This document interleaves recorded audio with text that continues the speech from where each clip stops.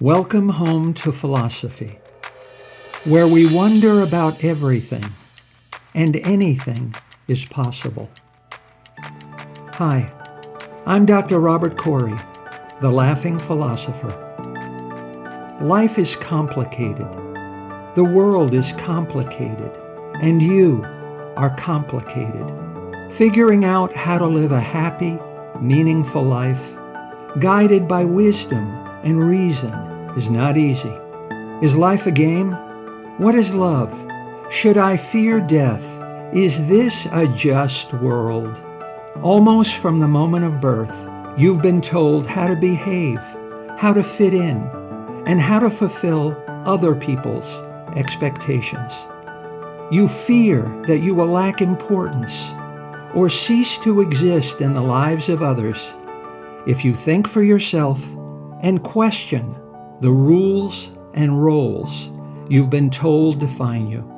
Wisdom and reason will remove this illusion so you can live authentically in the world around you, find your true purpose, and become your real self. Episode number 58. Do people change? Errol Flynn achieved worldwide fame during the golden age of Hollywood. Before his death, at the early age of 50, Errol Flynn filled every glass with wine and indulged his appetite for every worldly pleasure. Flynn's physician finally warned him, unless you stop excessively drinking, fornicating, and carousing, there will be consequences. Errol Flynn replied, I'll take the consequences. Human behavior seems to be quite stubborn. People don't freely and easily change. Even when people desire to change themselves and recognize the need to change themselves and work hard to change themselves, personal change is fraught with difficulty, and success is uphill and uncertain. So when people are uncommitted to changing themselves and unwilling to change themselves, it's even more unlikely that you or I will succeed in changing them. No matter how much we want it, no matter how much they need it, and no matter how persistently we work at it. No matter how willing and able they or we are. Does personal change even make good, logical sense? After all, the thing that is changing and the thing that is changing it are one and the same thing. Human nature appears more likely to be settled and unchangeable. Wisdom and reason suggest a more sensible path. Give up. You should be at the center of your considerations. You should serve yourself first. You need to be gentle and compassionate with yourself. Stop blaming yourself for someone else's weaknesses and failings. Stop deceiving yourself that if you just wait, and if you just give him more time and more love, then he will magically change into the person you want him to be. Stop punishing yourself by trying to change someone who can't change himself. Learn to love and respect yourself and just walk away. Still, we don't give up on people. We forgive them. We excuse them. We blame ourselves.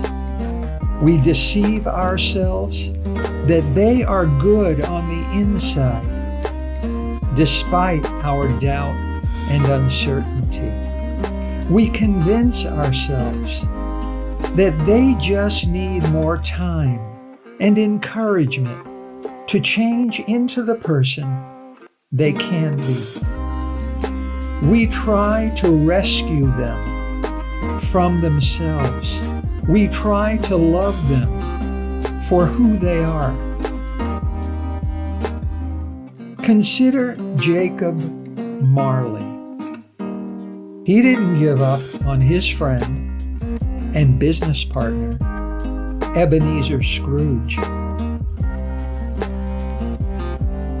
Ebenezer Scrooge has become a central figure of the Christmas holiday in the English-speaking world. Scrooge is a stingy, bitter, mean, miserable old man who despises the spirit of love and charity that defines Christmas. If I could work my will, Scrooge declares, every idiot who goes about with Merry Christmas on his lips should be boiled with his own pudding and buried with a stake of holly through his heart. Charles Dickens' story of Scrooge is one of redemption by three spirits. Each spirit forces Scrooge to confront a certain moment of his life in the future, present, and past. At the conclusion of Dickens' story, Scrooge is transformed. I will honor Christmas in my heart and try to keep it all year, Scrooge exclaims. I am as happy as an angel. A Merry Christmas to everybody. A Happy New Year to all the world. Scrooge's repentance is traditionally interpreted as a direct result of the transformative power of Christmas in the season of goodwill to all. But this interpretation is wrong. It misses the point. Dickens' story is not about the spirit of Christmas. Scrooge completely changes his attitude and feelings toward his own species. But this could have happened on any given day of the year. Christmas is not the reason why Scrooge transforms from a miserable, greedy person into a happy, generous person. And what happens to Scrooge can happen to everyone. People can change. Some do, some don't. It depends. Not on how committed you are, and not on how much effort you use. It depends only on what you think. Do you ever think about thinking? Do you ever still your mind and then pay attention to your thoughts as they float through your consciousness like passing clouds? It's the ride of your life, my friend. Nothing can hurt or help you as much as your own thoughts. Your thoughts are your most important and precious possession. Our life is what our thoughts make it, said Marcus Aurelius. And your thoughts can be your best friend or your worst enemy. Do people change? Yes, but only if they experience the same three revelations that Scrooge is forced to experience in Dickens' fable. The spirit of the past forces Scrooge to face himself as a young boy in boarding school. He is friendless. He is isolated. He is lonely. He is rejected and abandoned by his father. Scrooge is forced to see himself as unwanted and unloved. The Spirit compels Scrooge to unlock truths about his childhood self that he has chained and imprisoned in the shadows of his consciousness. These revelations force Scrooge to experience the causal connection between his miserable, unhappy childhood and his miserable, unhappy adulthood, and between the miserable, unhappy boy he once was and the miserable, unhappy man he has become. Once he makes this cause and effect connection, Scrooge realizes that he is not to blame for his painful circumstances as a child. But as a man, he is to blame for consenting without protest to the pain and suffering of others. Scrooge observes his own thoughts as boy and man, and Scrooge is transformed.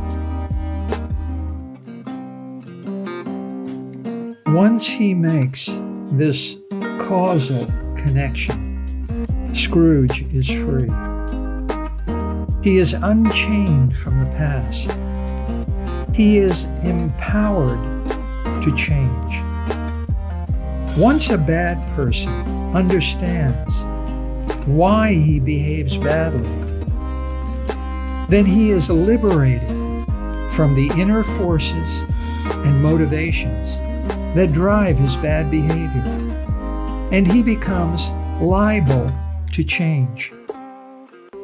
He receives the power of choice over his own actions and behavior, and the freedom to change. Misers are not born misers. Alcoholics are not born alcoholics. Your father cheated on your mother, so you cheat on your wife. You accidentally locked yourself in an abandoned refrigerator as a child. So as an adult, you're afraid of riding in elevators. You were once betrayed by a man, so now you don't trust all men. The past already happened.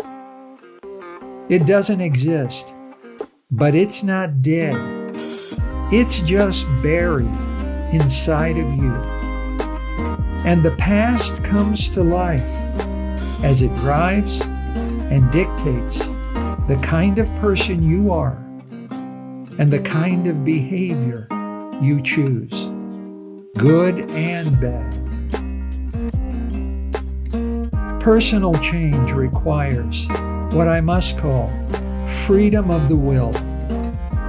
This kind of freedom requires understanding the forces and motives in the past that cause your thoughts, feelings, and actions in the present. The key to asserting control over your behavior is seeing that the person you were, the person you are, and the person you will be are three different persons. You are no longer a prisoner of your past self. You are free to choose who you are.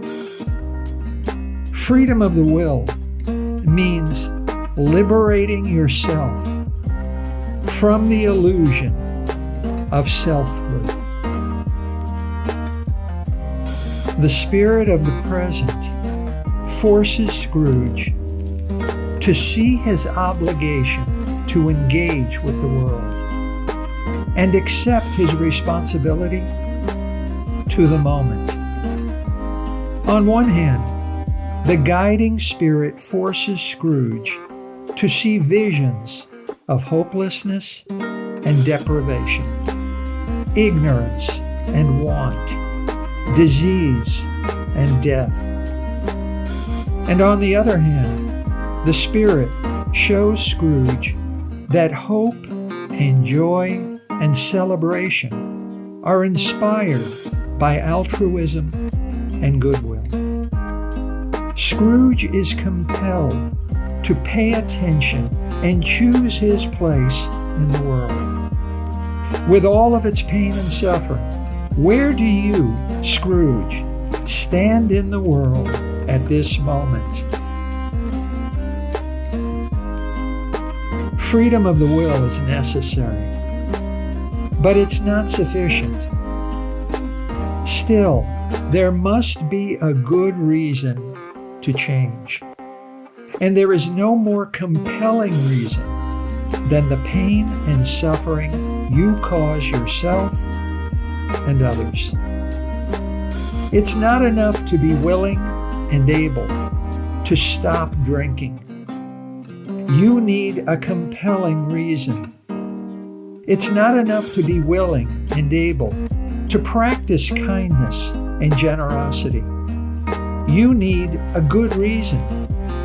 Life is pointless, but you need not live pointlessly.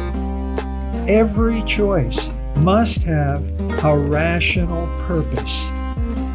If you attempt to lose weight just to look slim, then you will fail. Self-love or self-preservation is not a reason. It's just an excuse. To become more appealing to your wife is a good reason. Personal change is driven by what I must call a higher purpose. The final spirit of the future forces Scrooge to see a vision of his lonely, unmourned, solitary death. His sanity is shaken by what he sees. Not because he will not be remembered. You and I will not be remembered. No one will be remembered. Nothing we do will be remembered. Scrooge has been living as if he will go on forever. For the first time, Scrooge sees that the next heartbeat has been promised to no one. What Scrooge is forced to face is that if he doesn't change direction now, he will end up where he is going. Life isn't too short. We just waste too much of it by waiting. And all you get by waiting is more waiting. Tomorrow never comes. All we have is now, and it is always now. People can change. First, change requires a psychic awareness of why we hit bottom in the first place. What happened to you that makes you the way you are now? When you can answer this question, you will possess freedom of the will. The truth has been right in front of you, but hidden by familiarity. Second, change requires a purpose beyond yourself. Change is not an end in itself, but a means to an end. It's not enough to love yourself. You need a higher purpose. And third, change requires a deep sense of urgency, driven by fear. Fear of getting what you're getting if you don't stop doing what you're doing.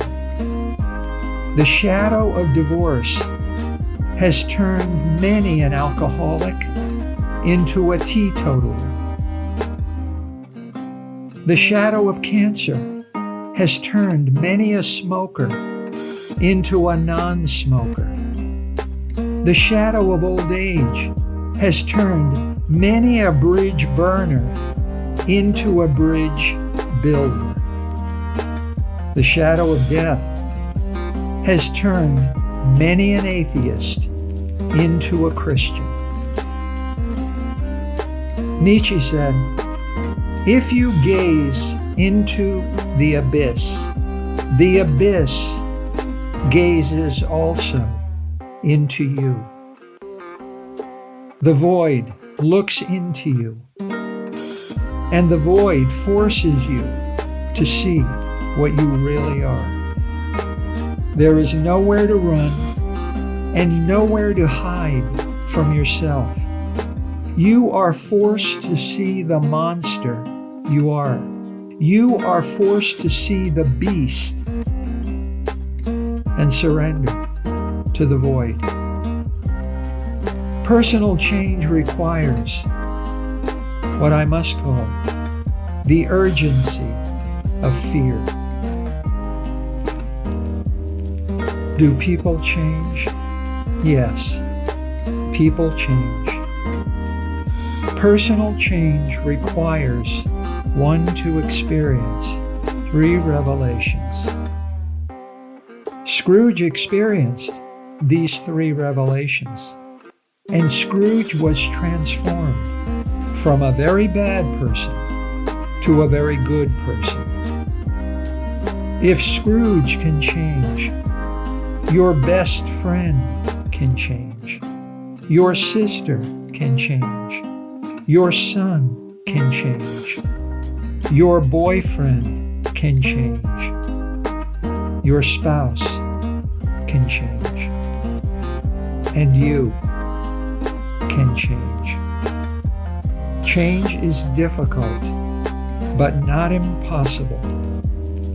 Freedom of the will, a higher purpose, the urgency of fear. Who do you think you are? What are you doing? Where are you going? People do change. So how do you know when someone is ready and open to change? Not by the answers he gives to you.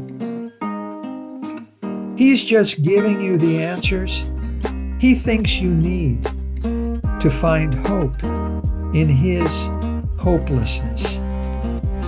Not by his answers, but by his questions. The questions he asks himself when he is at the end of his rope and there is nothing left to do but tie a noose.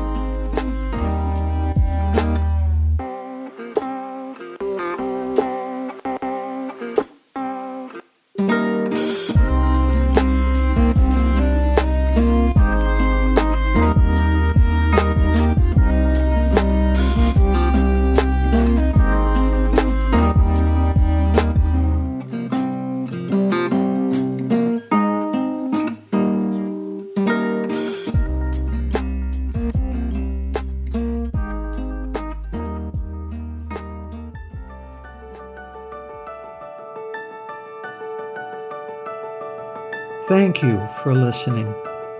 I hope you will take what you've learned and be a better person. Think for yourself. Question everything. Accept nothing that does not agree with your own reason and good sense. And I promise you, despite its sham and drudgery, you will get on pretty well in this crazy world. I'm Dr. Robert Corey. Until we meet again, be good.